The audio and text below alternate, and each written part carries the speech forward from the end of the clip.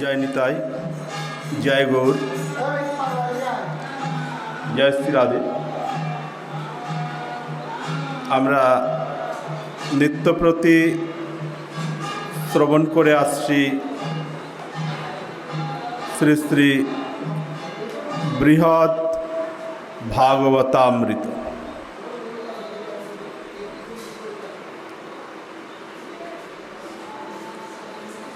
তা প্রসঙ্গ কি? পরীক্ষিত মহারাজ তিনি শ্রীমদ্ ভাগবতী কথা শ্রবণ করে তিনি ভগবত লোকে যাবেন, আর সময় নেই।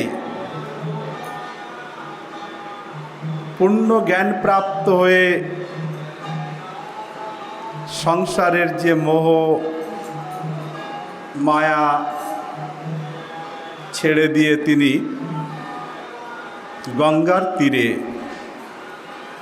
উত্তর দিকে মুখ করে সেই ক্ষণের অপেক্ষা করছে।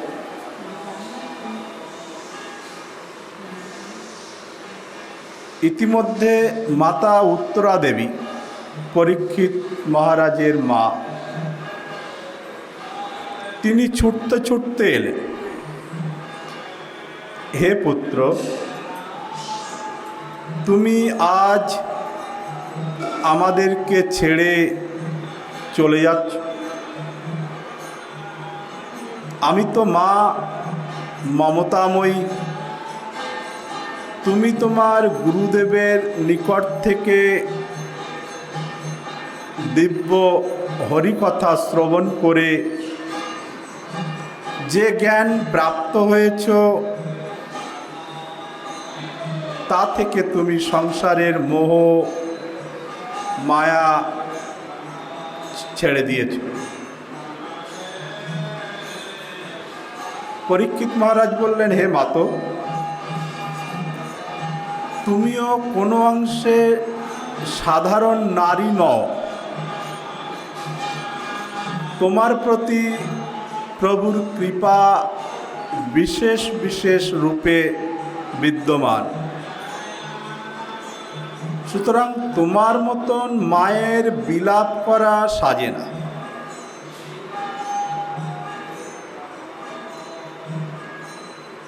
মাতা উত্তরা দেবী বললেন, দেখো, তুমি তোমার গুরুদেবের নিকট থেকে যে শ্রীমদ্ ভাগবত কথা শ্রবণ করেছ, তার সারাংশ তুমি আমায় শ্রবণ করাও। পরীক্ষিত মহারাজ নিজ গুরু শুকদেব গোস্বামীর নিকট থেকে যে শ্রীমদ্ ভাগবত শ্রবণ করেছিলেন, তার সার কথাগুলি হচ্ছে কি? শ্রী বৃহৎ ভাগবতামৃত। তাহলে শ্রীমদ্ ভাগবতের যে সমস্ত সারাংশ, সেটাই শ্রীমদ্ ভাগবত, সেটাই শ্রী বৃহৎ ভাগবতামৃত। তাহলে বৃহৎ ভাগবতামৃত যে ভাগবতেরই সার কথাগুলিকে উদ্ধৃত করা হয়েছে। তা আমরা এবৎসর দামোদর ব্রতকে উপলক্ষ করে এই শ্রীগ্রন্থের দ্বিতীয় পর্ব শ্রবণ করছি, গোপকুমারের চরিত্র আদি। তা সেই গোপকুমার তিনি নিজের গুরুদেবের থেকে গোপাল মন্ত্র প্রাপ্ত হয়ে জপ করে তিনি যে কোনো লোক বিনা বাধায় গিয়ে উপস্থিত হয়েছে। শুধু তাই নয়, এই পৃথিবীতে মন্ত্র জপের প্রভাবে তিনি দুবার রাজা হয়েছিলেন। কেননা প্রভুর সেবা এবং ভক্তদের সেবা করুন। আবার তিনি স্বর্গে গিয়ে ভাবলেন, আমি যদি দেবরাজ ইন্দ্র হতাম তাহলে আমিও ভগবান বামন দেবের অর্চনা করতে পারতাম। তিনি ইন্দ্রও হলেন। তারপরে তিনি জপের প্রভাবে ক্রমে ক্রমে মহরলোক, তপলোক, সত্যলোক প্রাপ্ত হয়ে বৃন্দাবনে এসেছিলেন। বৃন্দাবনে এসে তিনি গেলেন বৈকুণ্ঠ লোক, এবং বৈকুণ্ঠে এসেও তিনি শান্তি লাভ করতে পারলেন। কেন? বৈকুণ্ঠ হচ্ছে ঐশ্বর্যের ধাম, তাই সেখানে তিনি শান্তি লাভ করতে পারছেন। অকস্মাৎ মহামুনি নারদের সঙ্গে গোপকুমারের বৈকুণ্ঠ ধামে সাক্ষাৎ হল। সে প্রসঙ্গ আমরা ক্রমান্বয়ে শ্রবণ করছি। গতদিনেও আমরা শ্রবণ করেছি কি, যে এই যে ভগবৎ বিগ্রহ আদি ইহলোকে বিদ্যমান, তারা কেমন? নারদজি বলছেন তারা সৎ চিৎ আনন্দ ঘন শ্রীবিগ্রহ। ভগবান তিনি মৌন মুদ্রা, অর্থাৎ কথা না বলে তিনি সাক্ষাৎ দণ্ডায়মান হয়ে সমস্ত ভক্তদের ইচ্ছা পূর্ণ করছে। তার অনেক উদাহরণ সহ আমরা শ্রবণ করেছি। বিগ্রহ নহ তুমি সাক্ষাৎ ব্রজেন্দ্র নন্দন, চৈতন্য চরিতামৃত। ভগবান বিগ্রহকে এটা পাথরের, এটা লোহা দিয়ে তৈরি, এটা মাটি দিয়ে তৈরি, এটা খড়কুটো দিয়ে তৈরি, এটা তো একটি চিত্রপট অঙ্কন করা হয়েছে। এটা তো সোনার মূর্তি, অর্থাৎ গোবিন্দের মূর্তি নয়। এই প্রকার যারা ভাবনা করে তারা নারকী, অর্থাৎ তারা নরক যন্ত্রণা ভোগ করে থাকে, অপরাধ হয়ে থাকে।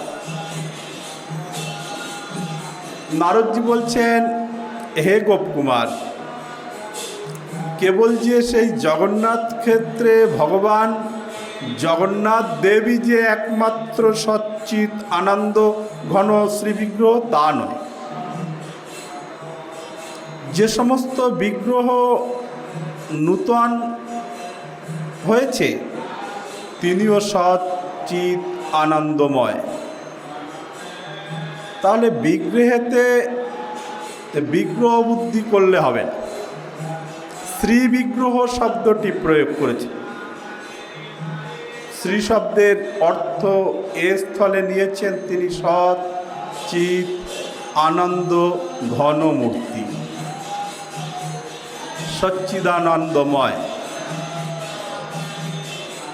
এই সমস্ত দিব্য কথা সকল আমরা ক্রমে ক্রমে শ্রবণ করছি। গোপকুমারের এই সমস্ত কথা শ্রবণ করতে করতে হৃদয়ের মধ্যে পুনঃ এই ব্রজের শ্রীমান মদন গোপালের ভাব উৎপন্ন হয়েছে। মদন গোপালের কথা হৃদয়ের মধ্যে জাগরিত হয়েছে। গোপকুমার তিনি ভাবের মূরতি। তিনি তখন প্রেম ও বিহব্বল চিত্তে রোদন করছে। নারদজিকে বলছেন, হে মহামুনি, আমি তো সেই ব্রজের শ্রীকৃষ্ণকে, আমার প্রাণের সম্বলকে আমি ভুলতে পারি। আমি কি করব? আপনি আমাকে কোনো একটি উপায় বলুন। আমি তো বহু বহু লোকে বিচরণ করেও শান্তি লাভ করতে পারছি। সাক্ষাৎ বিষ্ণু এবং মা লক্ষ্মী তারা রাধা এবং কৃষ্ণ রূপ ধারণ করেও গোপকুমারকে পূর্ণ আনন্দ দিতে পারছেন। কেন? যে রূপ ধারণ করলেই যে রাধারানী এবং শ্রীকৃষ্ণের যে প্রকার আনন্দ, যে প্রকার কৃপা, যে প্রকার সহানুভূতি, সেগুলো ঠিক ঠিক মনে হয়। গোপকুমার যদিও কেবলমাত্র এই ব্রজে একবারই শ্রীকৃষ্ণকে সাক্ষাৎ দর্শন করেছিলেন, করে ছুটে যাচ্ছিলেন যে কৃষ্ণকে আলিঙ্গন করে জড়িয়ে ধরবে, তখন গোপকুমার প্রেমবশত অজ্ঞান হয়ে ভূমিতে পড়ে গিয়েছে।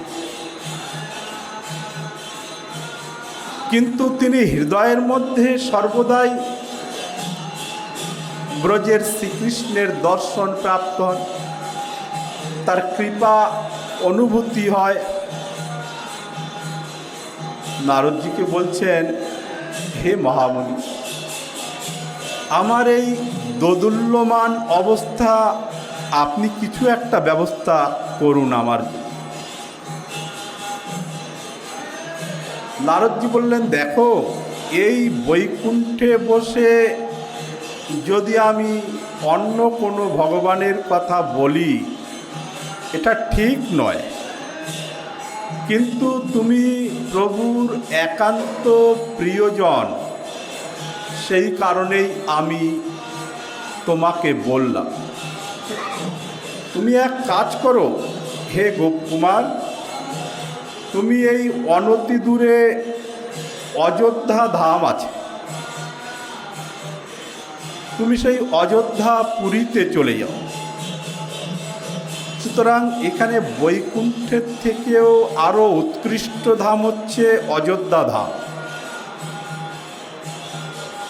তুমি অযোধ্যাতে গেলে শান্তি পাবে, তুমি অযোধ্যায় চলে যাও। অযোধ্যায় গিয়ে তুমি সেখানে ভগবানকে এই প্রকারে স্তুতি করবে। সংক্ষেপে শ্রবণ করছি।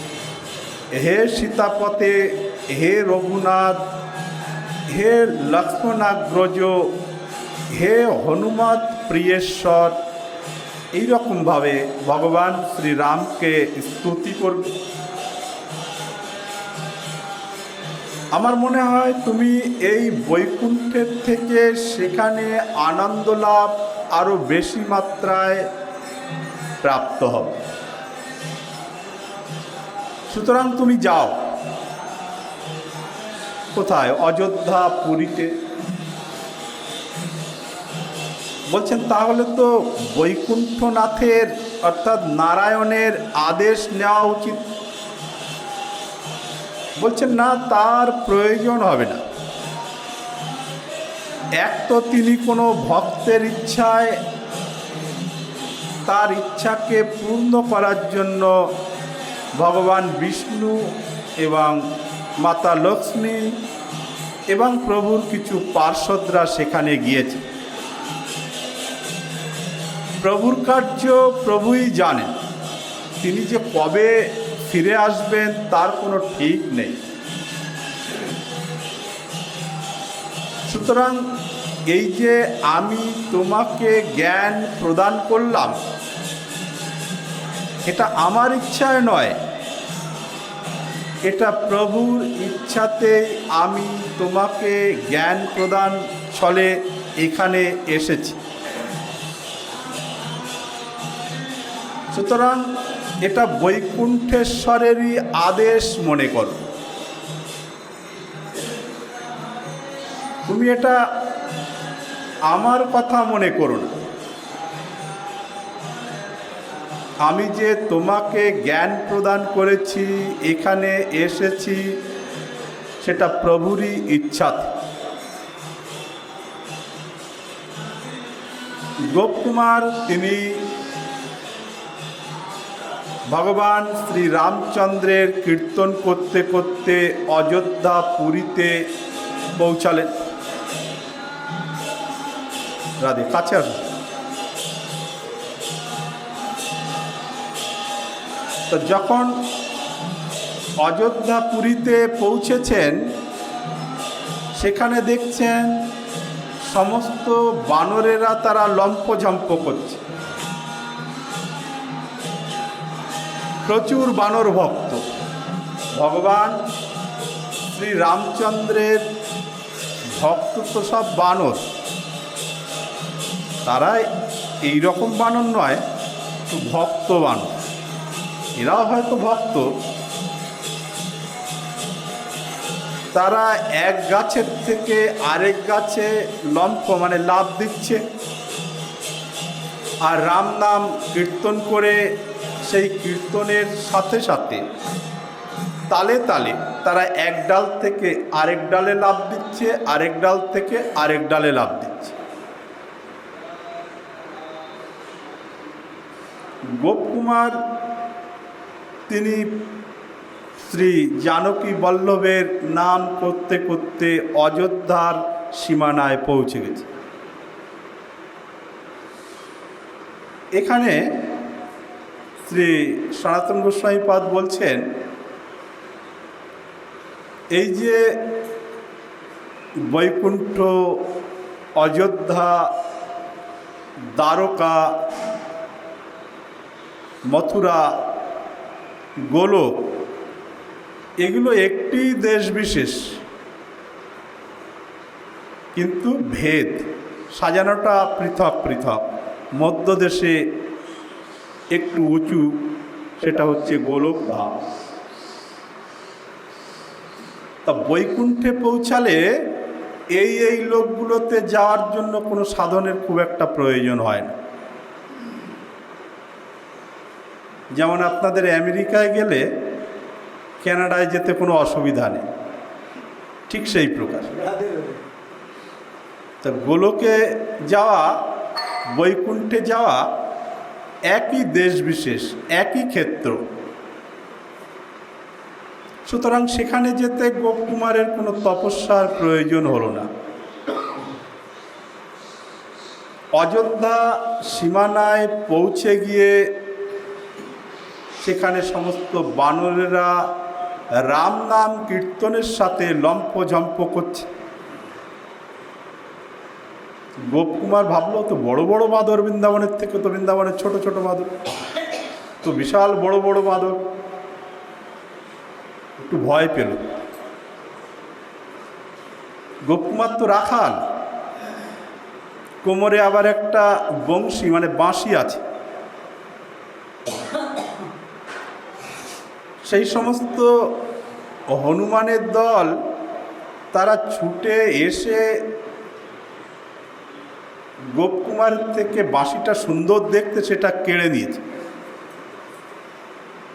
কেড়ে নিয়ে তারা দেখছে কি জিনিস, এটা ভারী সুন্দর, তো অনেকগুলো ছিদ্র আছে, আবার কি এটা? এক বানর দেখছে, আরেক বানর কেড়ে নিচ্ছে, বলে দেখি দেখি, আমি দেখি, সুন্দর জিনিস তো। গোপকুমারকে ইশারা করলো, এটা কি? গোপকুমার বলছেন, এটা আমার বাঁশি। আচ্ছা, একটু বাজাও তো। তা বাঁশির সুরেতেই তিনি রাম নাম কীর্তন করছেন। বলছেন, এ তো ভারী মধুর জিনিস, ভারী সুরেলা জিনিস, সুরযুক্ত, এ তো খুব ভালো। সমস্ত বানরেরা তারা একে একে গোপকুমারকে আলিঙ্গন করল। সেই সমস্ত বানরেরা তারা গোপকুমারকে সাথে করে নিয়ে অযোধ্যা পুরীর ভেতরে প্রবেশ করতে যাচ্ছে। সেখানে গিয়ে দেখছেন এক অতি অদ্ভুত দিব্য মহল, সেই মহলের বর্ণনা হয়। এত দিব্য, এত সুশ্রী। গোপকুমার নিজেই বলছেন, গোপকুমার এই নিজের চরিত্র শ্রবণ করাচ্ছেন মাথুর ব্রাহ্মণকে। যে ব্রাহ্মণ অর্থ কামনায়, ধন প্রাপ্তির আশায় মাতা কামাখ্যার দেবীর উপাসনা করেছেন, সেই ব্রাহ্মণ তিনি মায়ের থেকে অর্থ না দিয়ে তাকে দিলেন মহা অর্থ, গোপাল মন্ত্র। সেই মন্ত্র জপ করতে করতে, বিভিন্ন প্রান্ত ভ্রমণ করতে করতে মায়ের আদেশে তিনি বৃন্দাবনে গোপকুমারের নিকটে এসে বলছেন, আমি তো লোভী দরিদ্র ব্রাহ্মণ, আমার তো কোনো জ্ঞানগম্য কিছুই নেই।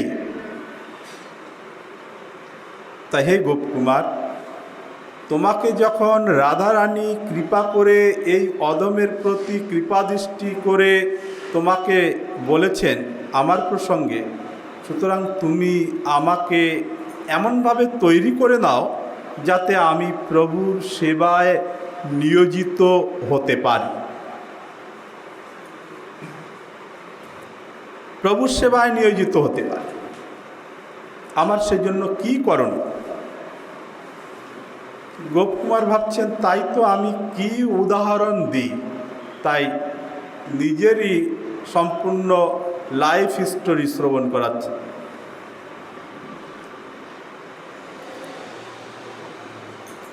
তো গোপকুমার তিনি গিয়ে দেখছেন সেখানে সুগ্রীবজি বসে আছেন, অঙ্গদ বসে আছেন, জাম্বুবান বসে আছেন এবং সমস্ত পার্শ্বদগণের মধ্যদেশে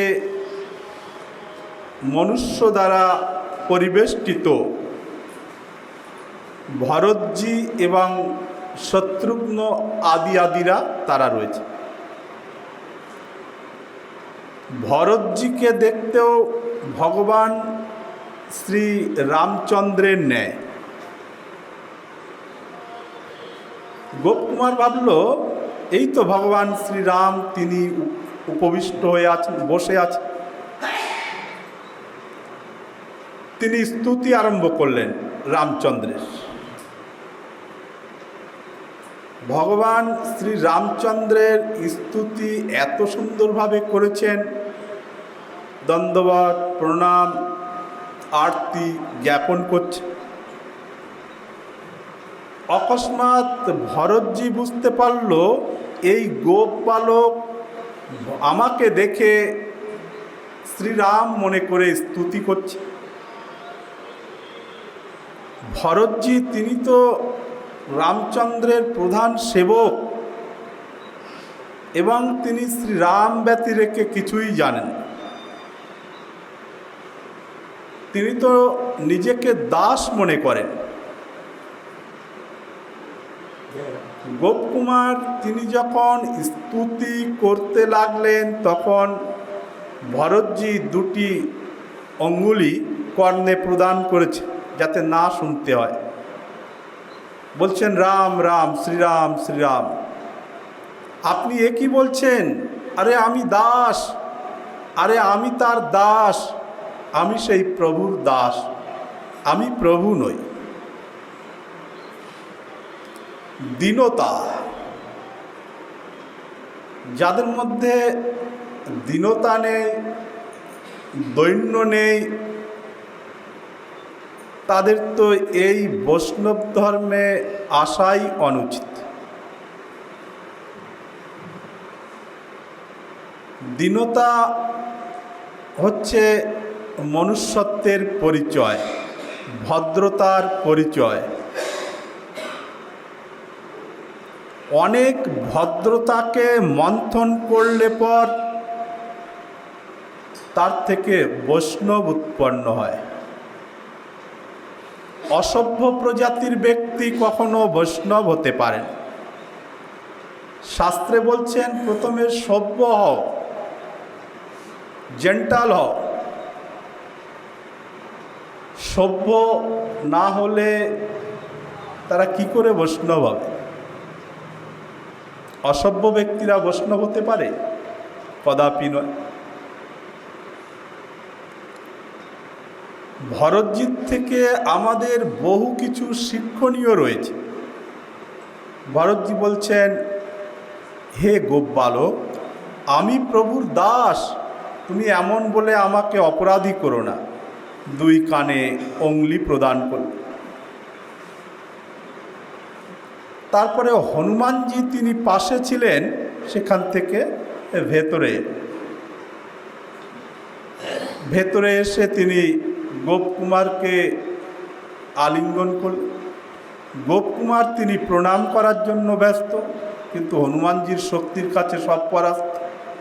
জোর করে আলিঙ্গন দান করে ধরে তিনি নিয়ে যাচ্ছেন প্রভু ভগবান শ্রী রামচন্দ্রের কক্ষে। ভগবান শ্রী রামচন্দ্র তিনি এক দিব্য মণিময় সিংহাসনে উপবেশন করে আছেন। পাশে লক্ষ্মণজি রয়েছে, জাম্বুবান ভল্লুকপতি জাম্বুবান তিনি আছেন, আরও সমস্ত মন্ত্রীগণ রয়েছেন, প্রজাগণ রয়েছেন, তাদেরকে উপদেশ প্রদান করছে। উপদেশের সারাংশ হচ্ছে কি? হৃদয় যাদের সরল তারাই প্রভুর প্রিয়, আমার প্রিয়। সরলচিত্ত ব্যক্তিরাই প্রভুকে প্রাপ্ত হতে পারে। যাদের হৃদয়টি কালিমাযুক্ত, পেঁচযুক্ত, তারা কখনো ভগবানকে পেতে পারে।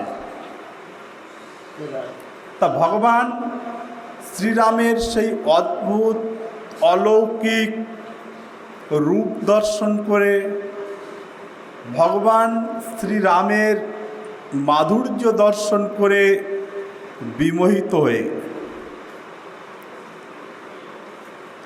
তিনি যখন ধীরে ধীরে রামচন্দ্রের কিছুটা নিকটে গিয়েছেন হনুমানজির সাহায্যে, মনের আনন্দে, মনের আবেগে প্রেম উৎপন্ন হওয়ার কারণে তিনি যখনই হাত জোড় করে মস্তক অবনত করে প্রণাম করতে যাচ্ছেন, তখনই অজ্ঞান হয়ে পড়ে গেল।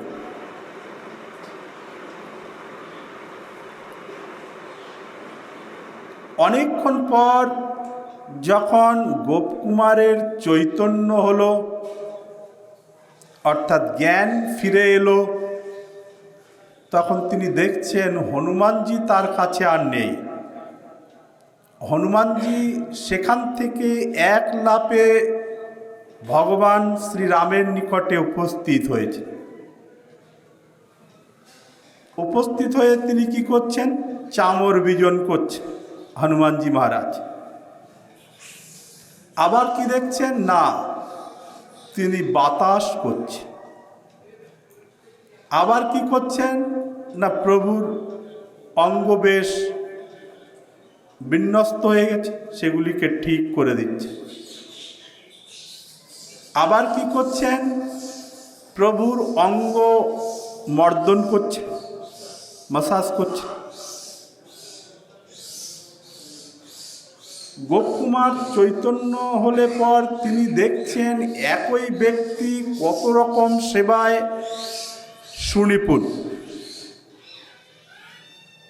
এই ব্রহ্মাণ্ডে যত যত ভক্ত আছে, তন্মধ্যে হনুমানজি মহারাজের যে যোগ্যতা, যে কোয়ালিটি, এটার কারোর মধ্যে দেখা যায়। দাসভাব রয়েছে, মিত্রভাব রয়েছে, মন্ত্রিত্বও করে দেন, পরামর্শও দিতে পারেন। মানে A to Z সমস্ত কার্যে হনুমানজির মধ্যে পূর্ণরূপে যোগ্যতা বিদ্যমান। এমন স্মার্ট ভক্ত হনুমানজির মতন ব্রহ্মাণ্ডে আর দ্বিতীয় নেই। তিনি অবাক। এই হনুমানজির তিনি সমস্ত সেবাতে সুনিপুণ, অবাক অবাক হয়ে তিনি হনুমানজির সেবা ভাবকে দর্শন করে ভাবছেন, আহা, শ্রীমৎ হনুমানজির কথা রামায়ণে রামচরিত মানসে শ্রবণ করেছি, অধ্যয়ন করেছি, কিন্তু আজ প্রভুর কৃপায় আমি তার সাক্ষাৎ দর্শন লাভ করলাম এবং সাক্ষাৎভাবে আমি দেখলাম যে হনুমানজি সমস্ত সেবাতে তার পূর্ণ জ্ঞান রয়েছে, একেবারে পুঙ্খানুপুঙ্খভাবে সুনিপুণভাবে সেবা করছে। সেবা মানে কি? সুখ। সেবা মানে সুখ। যারই সেবা করা হোক, প্রভুর সেবা থেকে নিয়ে, সাধুর সেবা থেকে নিয়ে, গুরুদেবের সেবা থেকে নিয়ে, সেবা মানে সুখ দান করা, কষ্ট নয়। সেবা মানে এই নয় যে আমাকে করতে হবে তাই করছি, এটা সেবা নয়, এটা তো জোন দেওয়া। সেবা সুখের নিমিত্ত, সেবা সুখৈক্য তাৎপর্য, সেবাটা সুখের নিমিত্ত হয়ে থাকে। তো হনুমানজির সেবা দেখে অবাক যে হনুমানজি তিনি কত কত প্রকারের সেবায় সুনিপুণ। বাহক, যেখানে গমনাগমনের আর কোনো ব্যবস্থা নেই, সেখানে হনুমানজি রাম লক্ষ্মণকে নিজের স্কন্ধে নিয়ে তিনি উড়ে চলে গেছেন। মাতা জানকীকে অন্বেষণ করতে গিয়ে তিনি সমুদ্র উল্লঙ্ঘন করলেন, লাফিয়ে চলে গেলেন। তাই হনুমানজির সেবা দেখে তিনি অবাক হয়ে গেলেন। এই হনুমানজি তিনি এইভাবে প্রভুর সেবা করেন। অকস্মাৎ ভগবান শ্রী রামচন্দ্রের কৃপাদৃষ্টি নিক্ষেপ হল গোপকুমারের উপর। গোপকুমারকে বলছেন, উঠো উঠো হে পরম বান্ধব, এসো এসো আমার সমীপে এসো। আমি বহুকাল তোমার জন্য অপেক্ষা করছি, আমি সততই তোমার অপেক্ষা করছি, তুমি আমার নিকটে এসো।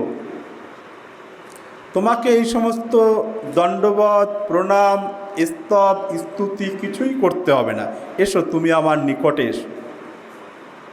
হনুমানজি আবার লাফ দিয়ে তিনি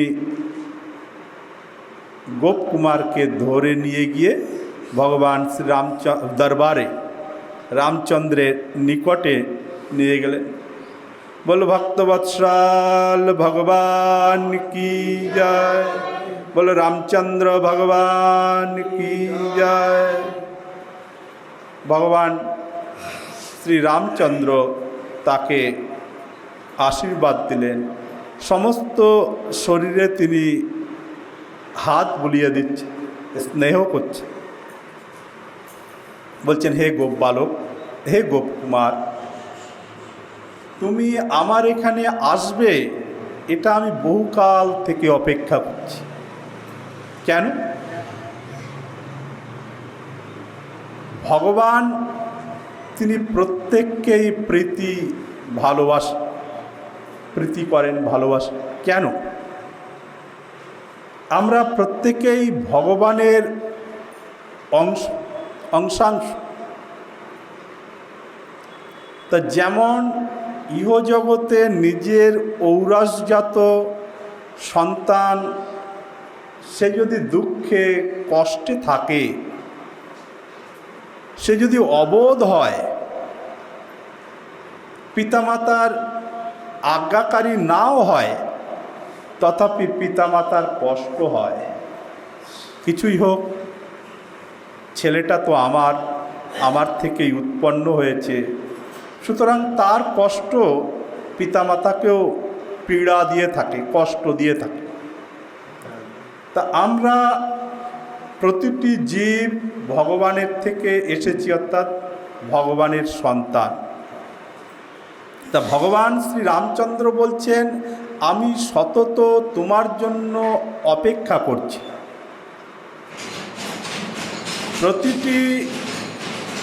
প্রতিটি জীবের জন্যই প্রভুর কষ্ট। কেন? প্রভুর থেকেই তো সমস্ত জীব প্রভুর সন্তান, তাই প্রভুর কষ্ট হয়, দুঃখ হয়। কিন্তু তার কাছে যেতে হলে কি করতে হবে? সাধন ভজন করে তাকে প্রাপ্ত হতে হয়। তাই কোনো জীব যদি কষ্ট পায়, দুঃখিত হয়, তাতে প্রভুরও কষ্ট হয়। কিন্তু আমরা দুঃখ কষ্ট কেন পাই? আমরা পূর্বজন্মের অপরাধের কারণ, প্রভুর সেবা না করার কারণে, সাধুগুরু বৈষ্ণবের সেবা না করার কারণে, অর্থকে ভগবৎ সেবায়, গুরু সেবায়, সাধু সেবায় না লাগিয়ে নিজের কিভাবে বাঁচা যাবে, নিজের সন্তান সন্ততিকে কিভাবে ভালো রাখা যাবে, এই প্রকার যাদের সংকীর্ণ মন, তারা ইহজগতে দুঃখ কষ্ট প্রাপ্ত হয়। শাস্ত্র বলছেন যে নিজে অর্থ উপার্জন করে নিজের ধর্মপত্নীর সেবা করা, নিজের সন্তান সন্ততি পরিবর্গকে সেবা করা, এটা তো তার কর্তব্য, এটা ধর্ম নয়, এটা তার কর্তব্য। একজন পিতা পুত্রকে মানুষ করবে, এটা তো তার কর্তব্য, এটা কোনো ধর্ম নয়। তাহলে কি করতে হবে? অর্থ থাকলে অর্থ দিয়ে ভগবানের সেবা, ভগবানের ভক্তদের সেবা করতে হবে। যারা এগুলো না করে তারা কালে কালে দরিদ্র হয়ে পড়ে, কালে কালে তারা অনেক দুঃখ সাগরে নিমজ্জিত হয়ে যায়। তাই ভগবান তিনি চান না যে তার কোনো জীব, অর্থাৎ কোনো সন্তান দুঃখে থাক। কিন্তু দুঃখ কেন পায়? দুঃখ পায় নিজের কারণ। জীব দুঃখ পায় নিজের কারণ। যারা শ্রীকৃষ্ণকে ভুলে যায় তারা আরও মহা দুঃখ সাগরে নিমজ্জিত হয়ে যায়। তা ভগবান শ্রী রামচন্দ্র তিনি বলছেন, আমি তো তোমার জন্য বহুকাল অপেক্ষা করছি, এসো এসো আমার নিকটে এসো, তুমি চিরকাল আমার কাছে থাকো। গোপকুমার বহুকাল অযোধ্যা পুরীতে থাকলেন, কিন্তু সেই মনের মধ্যে একটাই ভাব যে না, আমার মদন গোপাল যে প্রকার কৃপা করেন এই প্রকার কৃপা তো অযোধ্যাতেও নেই। যেমন উদাহরণ, বৈকুণ্ঠে যত যত বিষ্ণুর পার্ষদ আছেন তারা হচ্ছেন দাস, প্রভুর দাস। অযোধ্যাতে ভগবান শ্রীরামের যত যত সেবক রয়েছে তারা প্রত্যেকেই দাস। একমাত্র শ্রীকৃষ্ণ ভজনে এটাই দেখা যায় যে এখানে ভাবের তারতম্য অনুসারে কেউ দাস হচ্ছেন প্রভুর, আবার সেই প্রভুর কেউ বন্ধুও হচ্ছেন, আবার সেই প্রভুকে নিজের পুত্ররূপে উপাসনা করছে, আবার সেই প্রভুকে সকলে পতিরূপে উপাসনা করছে। এটা কেবলমাত্র শ্রীকৃষ্ণের মধ্যেই বিদ্যমান, অন্য কোনো লোকে নেই। অন্যান্য লোকে সেখানে দাস, আর কৃষ্ণকে আপনি মনে করুন ইনি ভগবান, তো আপনার কাছে ভগবান। যদি মনে করেন আরে এই বেটা তো আমার বন্ধু, তাহলে আপনার বন্ধু। উনি ভগবান সর্বেশ্বর, মনে করছেন আরে এ তো আমার বন্ধু। ব্রজের সখারা তারা গোবিন্দকে কখনো ভগবান বলে মনে করে, ভগবানের সঙ্গে তারা কবাডি খেলছেন, কখনো ভগবানকে পদাঘাত মানে লাথি মারছেন, অপরাধ হচ্ছে না কেন? বন্ধু যে। তাহলে একমাত্র শ্রীকৃষ্ণকেই বিভিন্নভাবে উপাসনা করা যেতে পারে। আমার পুত্র, আমার ভগবান, আমার পতি ইত্যাদি রূপে উপাসনা কেবল শ্রীকৃষ্ণেতেই করা যেতে পারে, অন্যত্র নয়। এই জন্য তার কত ভালো লাগতো, ভাবতো আমি তো স্বপ্নের মধ্যে আমার শ্রীকৃষ্ণের দর্শন পাই এবং তিনি এসেই সর্বপ্রথম আমাকে আলিঙ্গন করেন, আমার পিঠে 2-3টি থাপ্পড় মারেন, তারপরে আমাকে চুম্বনও করেন। এখানে তো সেই ভাব নেই। প্রভু আর দাসের মধ্যে তো আলিঙ্গন থাকতে পারে না, চুম্বনও থাকতে পারে না, সেটা বন্ধুর ক্ষেত্রে সম্ভব। গোপকুমার তিনি সক্ষরসের উপাসক, ভগবানকে বন্ধু ভাবে। তাহলে ভাবের তারতম্যের জন্য দিব্য উপরিস্থিত অযোধ্যা ধামেও তার ভালো লাগছে। কি করবেন? খুব চিন্তাযুক্ত, কি করবেন? সর্বান্তর্যামী ভগবান শ্রী রামচন্দ্র তিনি একদিন গোপকুমারকে ডেকে বলছেন, হে প্রিয় গোপকুমার, আমি জানি তোমার এখানে কোনো কোনো সময় মন খারাপ হয়, কারণ তুমি শ্রীকৃষ্ণের উপাসক। সুতরাং এখানে তোমার কখনো কখনো মন খারাপ হয়, ঠিক আছে, তুমি চিন্তা করো না, তুমি দ্বারাবতীতে চলে যাও। দ্বারাবতী মানে দ্বারকা, দ্বারকা ধাম, ভগবান শ্রীকৃষ্ণ থাকেন। ভল্লুকপতি জাম্ববানকে আদেশ করলেন ভগবান শ্রী রামচন্দ্র, হে জাম্ববান, তুমি এই গোপকুমারকে নিয়ে দ্বারকাতে রেখে এসো, তার সেখানে মন ভালো লাগবে।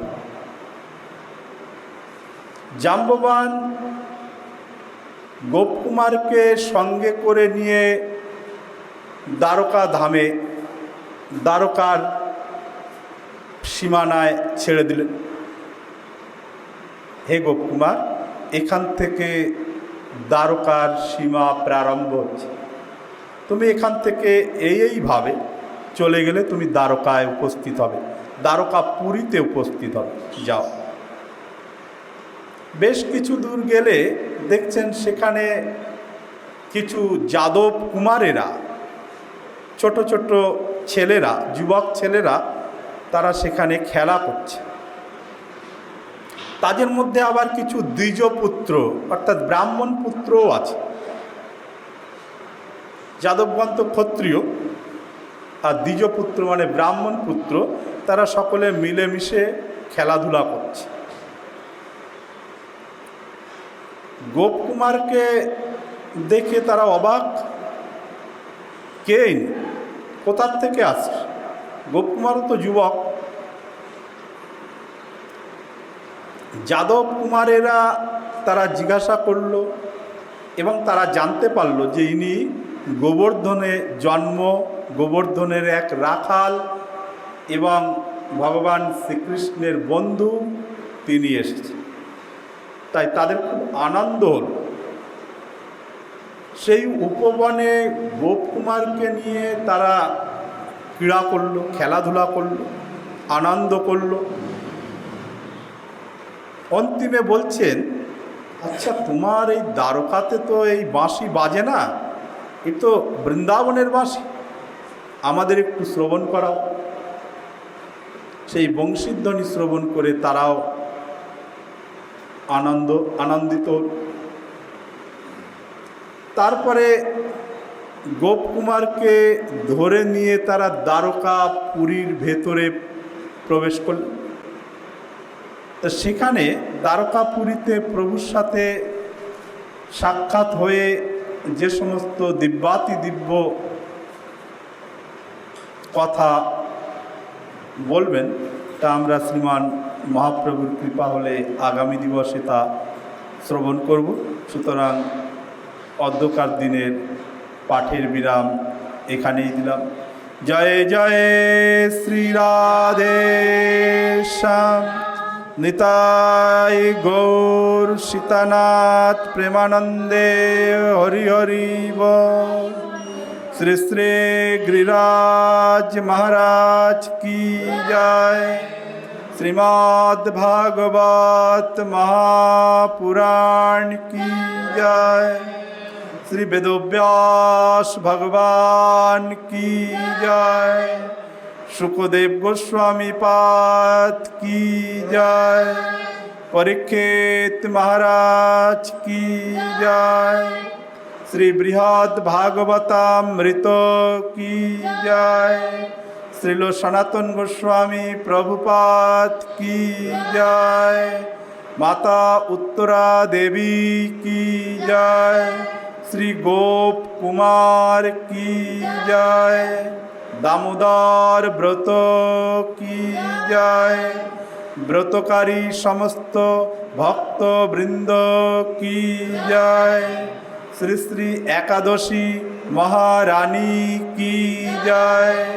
आपन आपन श्री गुरु महाराज की जय।